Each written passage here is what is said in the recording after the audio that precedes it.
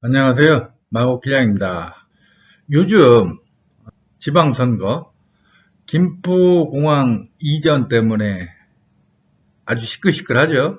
이재명 후보하고 개항에 출마했죠.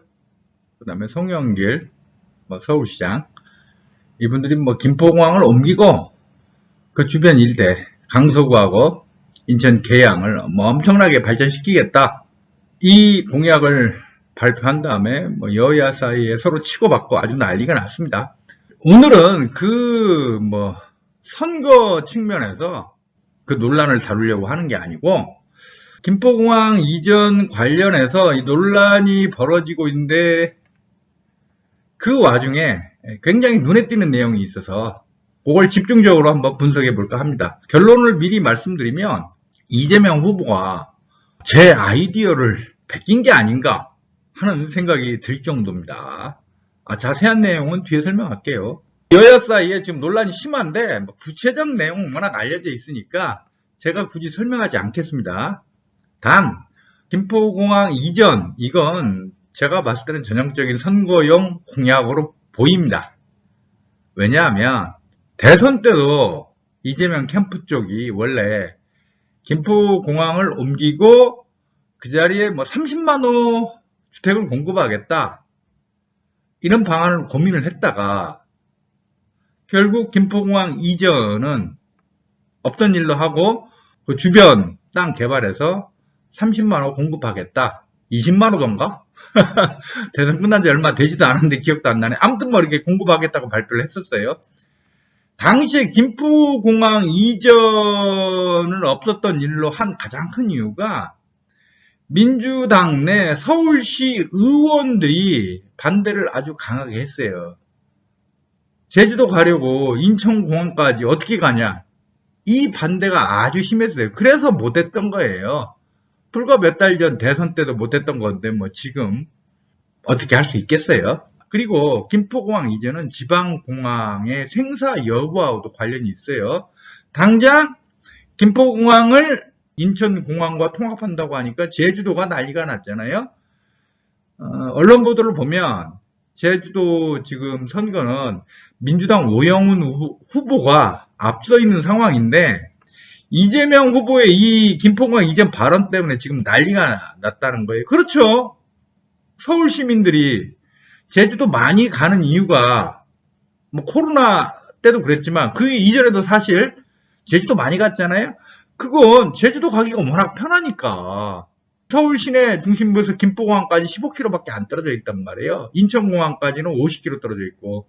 그러니까 바로 갔다 올 수 있으니까 제주도를 그렇게 많이 갔던 건데, 이게 인천공항으로 김포공항에 옮겨가 버리면 제주도 관광 산업은 아주 직격탄을 맞게 되겠죠. 그리고 제주뿐만 아니라 사실 부산공항이라든지 이런 데도 김포공항, 인천공항으로 옮기면 사실 유지하기 굉장히 힘들어요. 서울 및 수도권 주민들이 KTX 타고 부산이나 광주 가지 뭐하러 인천공항까지 가서 비행기 갈아타고 가겠어요. 제가 이건 이제 김포공항 이전 관련 그 동영상에서 아주 여러 번 설명드렸는데, 전 세계 61개 도시가 복수공항을 유지하고 있습니다. 한국 주변만 봐도 중국 베이징, 상하이 복수공항이죠. 일본 도쿄, 여기도 복수공항이란 말이에요. 대만 타이페이 등도 마찬가지죠. 요건 좀 기술적 문제인데, 인천공항의 공역이 좁습니다. 휴전선에 너무 가까워서. 인천공항도 계속 확장 공사 중인데 인천공항 자체의 공역이 좁기 때문에 김포공항이 인천공항으로 간다고 하면 이 수요를 감당할 수 없어요. 김포공항하고 제주도 그 노선은 전 세계에서 가장 운항 편수가 많은 구간이에요. 이거 감당할 수 없어요. 한국은 남북분단 상황이잖아요. 안보 문제 때문이라도 복수공항이 또 필요하죠. 그러나 이런 문제를 어떻게든 다 해결을 해서 실제 김포공항 이전 사업에 착수한다고 합시다. 제가 봤을 때 이거 최소 20년 걸려요. 이거 만만치 않아요, 이거. 그래서 저는 이걸 그냥 선거용 공약으로 보고 있습니다. 이 김포공항 주변에 이 지자체, 그 다음에 국회의원 선거 때마다 공항 이전 문제가 사실 단골 이슈로 나와요. 김포공항 주변에 고도 제한이에요.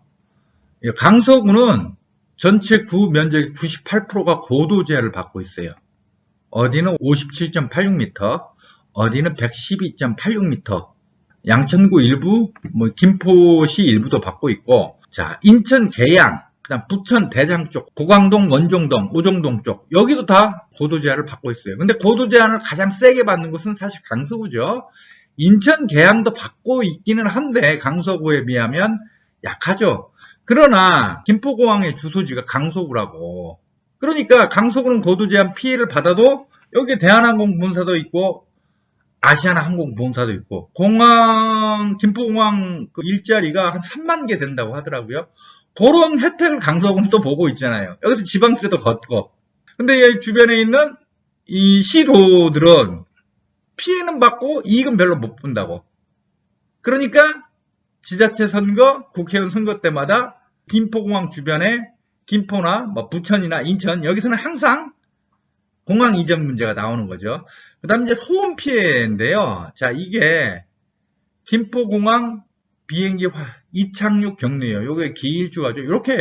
그래서 사실 소음 피해는 강서구는 사실 별로 안 받아요. 있기는 있는데 이 측면에 있기 때문에 별로 안 받아요. 소음 피해 진짜 심하게 받는 곳이 어디냐면 양천구의 신월동, 그다음 신정동 일부, 그 김포의 고촌 캐슬앤 파밀리에 거기하고 풍무역 쪽 거기가 심해요. 제가 이제 신월동 쪽에 여러 번 가봤는데요. 내가 단언하는데 신월동 및 신정동 일부의 그 비행기 소음이 강서구보다 제 체감상 2배 이상 세요. 엄청나게 거기 비행기 소음 세요. 그리고 여기 지금은 나왔는데 이게 부천 고강동 쪽이거든요. 여기 이쪽이 신월동하고 딱 붙어 있잖아. 야, 여기 부천 고강동은요. 제가 총각 시절에 부천 고강동에 잠깐 산 적이 있어요. 그때는 인천공항 생기기 전이에요. 김포공항에 국내선, 국제선, 지금도 이제 한중일 셔틀 노선은 있지만, 그때는 미국 가는 거, 유럽 가는 거, 그 비행기들 다 김포공항에 취항을 했잖아요. 인천공항 생기기 전에 이 고강동의 비행기 소음은요, 상상을 초월했어요. 상상을 초월. 안 겪어본 사람은 그 당시 고강동, 오종동, 원종동, 특히 고강동, 부천 고강동에서 김포공항 비행기 소음을 겪어보지 않은 사람은 감히 비행기 소음에 대해서 얘기를 하지 마세요. 정말 집이 흔들려요. 집이 흔들린다니까. 하도 비행기 소음이 심해가지고 제가 잠을 아주 잘 자는 사람이에요. 그러니까 좀 과장하면 옆에 포탄이 떨어져도 잠을 꼬박꼬박 자는 사람이에요. 근데 제가 고강동에서 몇 달 살 동안 밤에 잠을 못 잤어요. 하도 비행기 소음이 심해가지고. 그리고 그때는 비행기 운항 시간 제한도 별로 없었을 거야. 새벽 4시, 5시부터 되면 비행기 뜨기 시작해요. 그리고 밤 12시, 1시까지 비행기가 떠다녀요.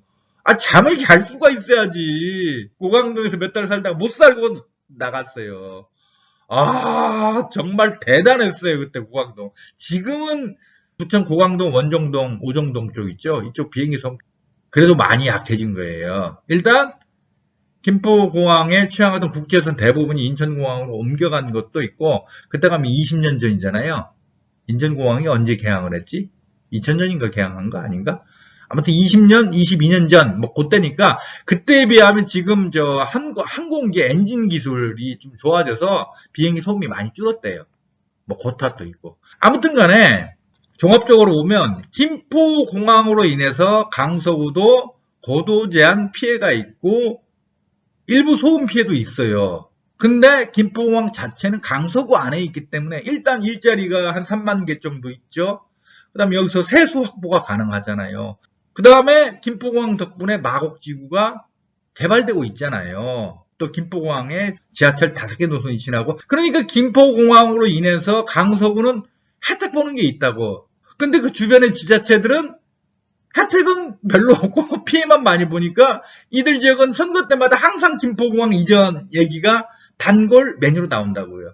그러니까 이제 이재명 후보도 겉으로 볼 때 좀 모양새가 좀 거시기하죠. 그 인천 계양구에서 5선이나 했던 송영길 전 민주당 대표가 서울시장으로 나가면서 그 자리를 대통령 후보였던 이재명 씨가 치고 들어오니까 모양새가 좀 그렇다고.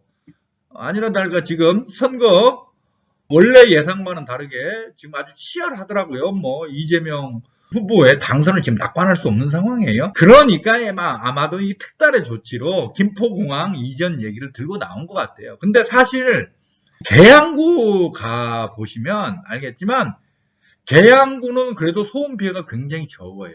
물론 고도 제한은 받고 있지만 소음 피해는 제가 볼 때는 오히려 강서구보다 적었으면 적었지 더 하지는 않은 것 같은데. 근데 이제 고도 제한, 그 다음에 이제 공항 주변이니 각종 이제 규제가 많잖아요. 이런저런. 그런 것 때문에 이제 주민들의 이제 김포공항에 대한 좀 불만들이 있죠. 그 점을 감안해서 이제 김포공항 이전 공약을 내세운 것 같습니다.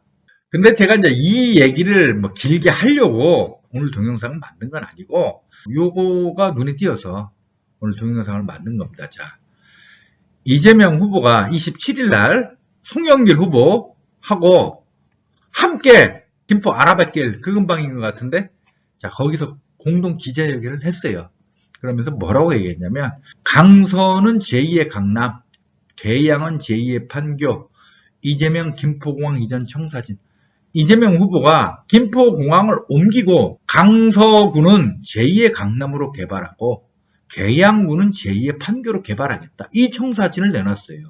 이재명 후보는 이날 오전 경인 아라뱃길 아라마린센터 수변문화광장에서 송영길 서울시장 후보와 함께 기자회견을 열고, 계양구를 비롯해 경기, 부천, 서울, 강서 지역 등 수도권 서부 일대는 김포공항 고도 제한으로 재산권 피해를 입고 비행기 소음으로 인해 환경권도 보장받지 못했다며 이제는 바뀔 때가 됐다고 밝혔다. 김포공항을 인천공항으로 이전 통합하고 서울 강서는 제2의 강남으로 인천 계양은 제2의 판교로 만들겠다는 게 이 후보의 구상이다. 이 후보는 탄소 중립 시대를 앞두고 프랑스 하원에서는 단거리 국내 항공 여행금지 법안이 통과되는 등 국내선을 폐지하는 것이 세계적 추세이고 비행기의 킬로미터당 탄소 배출량은 기차의 20배라고 밝히며 김포공항 이전의 필요성을 설명했다. 그는 전날 TV 토론에서 앞으로 비행기들은 활주하지 않는다. 비행기가 수직 이착륙하는 새로운 시대가 열린다며 이런 상황에 맞춰서 미리 준비해야 한다. 새로운 항공시대를 위해 김포공항 이전을 지금부터 준비해야 한다고도 말하기도 했다.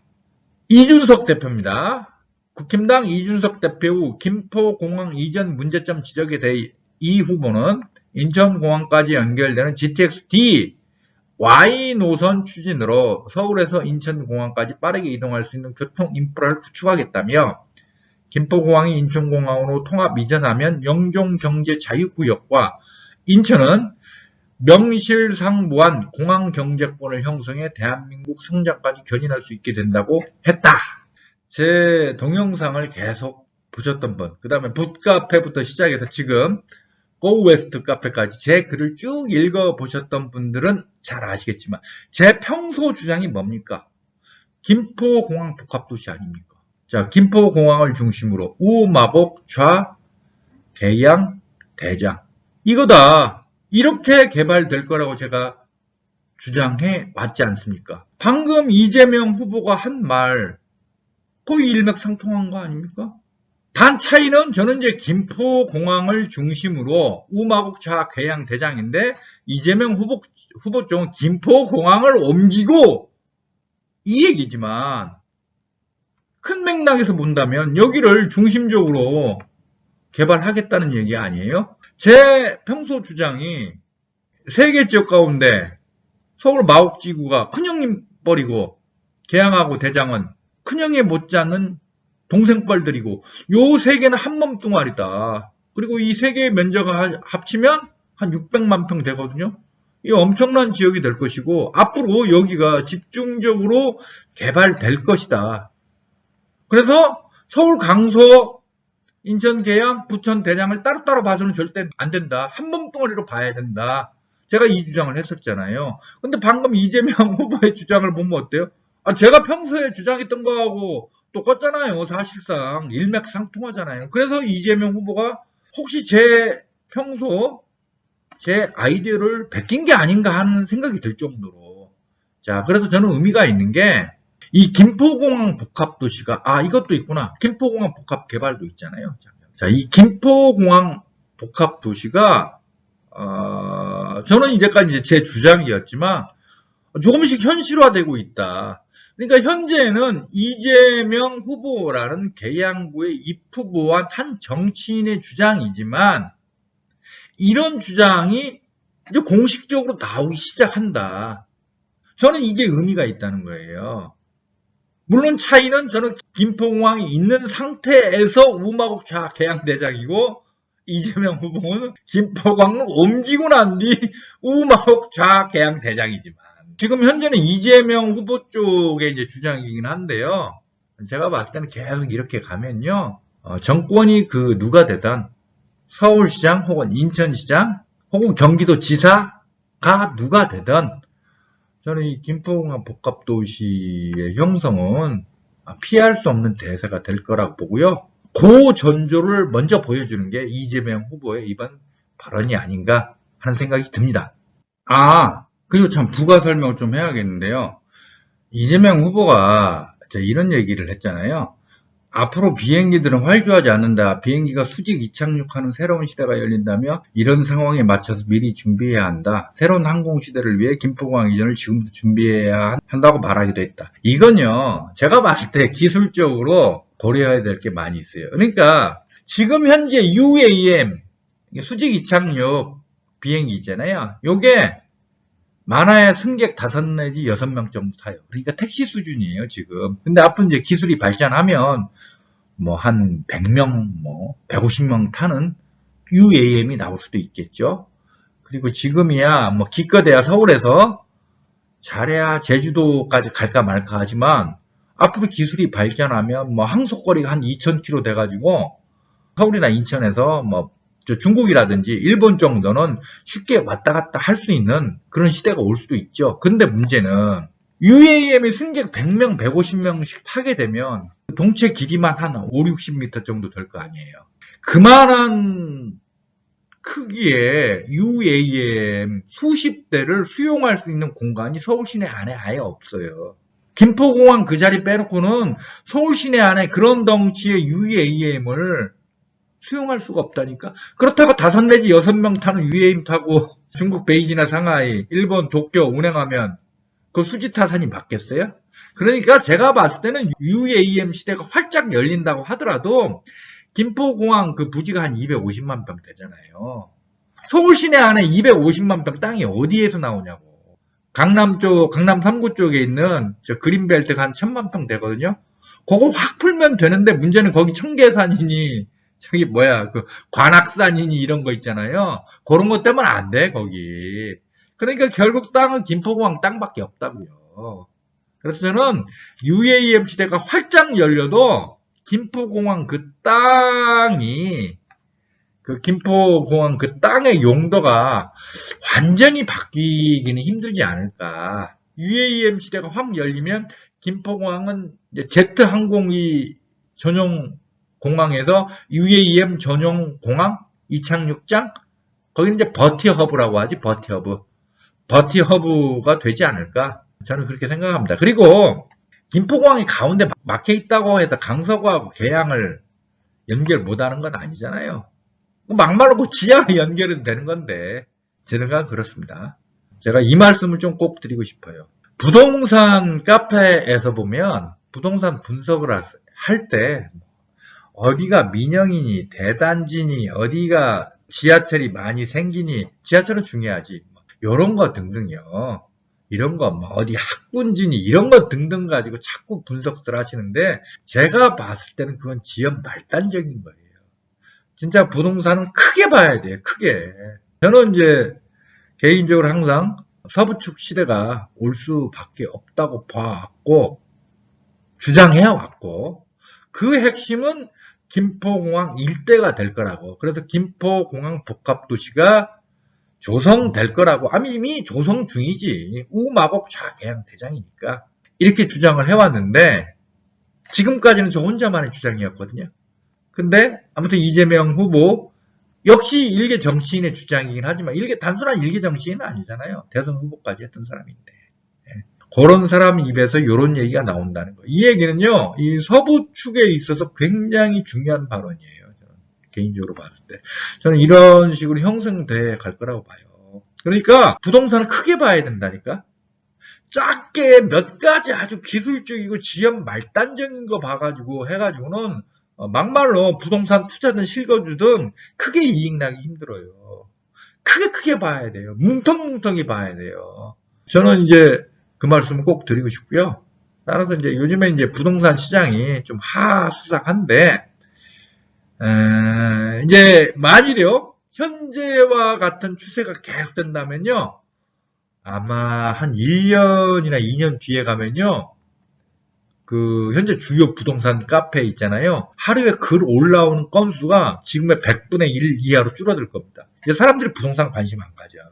그리고 거기서 좀 더 가면요. 집사는 자는 바보라는 소리가 나와요. 옛날 하우스 푸어 시기에 그랬거든. 벼락거지란 말 유행했죠? 하우스 푸어 시기에는요, 집거지란 말이 유행했어요. 집 가진 사람이 거지라고, 그러니까 세입자가 집주인을 집거지라고 조롱하던 시절이라니까, 하우스 푸어 시기가. 그런 시대가 올 수 있어요. 그러면 사람들 되게 부동산에 관심 안 갖거든? 근데 그때야말로 바로 부동산에 관심을 가져야 돼. 그래야 그 다음 상승장에 대비할 수 있으니까. 그리고 그 상승장의 대비는 지연 말단적이 여기가 뭐 민영이니 브랜드가 어떠니 세대수가 어떠니 지하철역이 몇 개가 생기니 특히 GTX 같은 거 생기니 많이 물론 세대수하고 GTX 이런 건 이제 지하철은 중요하긴 하지만 진짜 핵심은 아니에요. 진짜 뭐 핵심은 뭐다? 이렇게 거시적으로 뭉텅뭉텅이 어디에 입지가 어떻게 바뀌는가 이걸 보는 거라고요. 그래서 앞으로 이제 부동산 시장이 어떻게 될지는 모르겠지만 설사 하락기, 폭락기가 온다고 할지라도 부동산에 대한 거시적 관심을 계속 유지하세요. 그리고 김포공항 일대 그 주변 아주 관심 가지고 보시기 바랍니다. 마곡 비싸죠? 마곡이 너무 비싸면 계양이나 대장 같은데 계양이나 대장에 관심 가지세요. 아니지. 그냥 마곡뿐만 아니라 계양과 대장에 다 관심 가지세요. 그러면 부동산 하락기 폭락기가 되면 대출 규제라든지 각종 규제 같은 거 확 풀려버리거든요. 그때야말로 진짜 좋은 물건을 과거에는 생각지도 못했던 그런 가격에 할 수 있는 기회가 올 겁니다. 그러니까 부동산에 대한 관심 끊지 마시고 계속 갖고 계시기 바랍니다.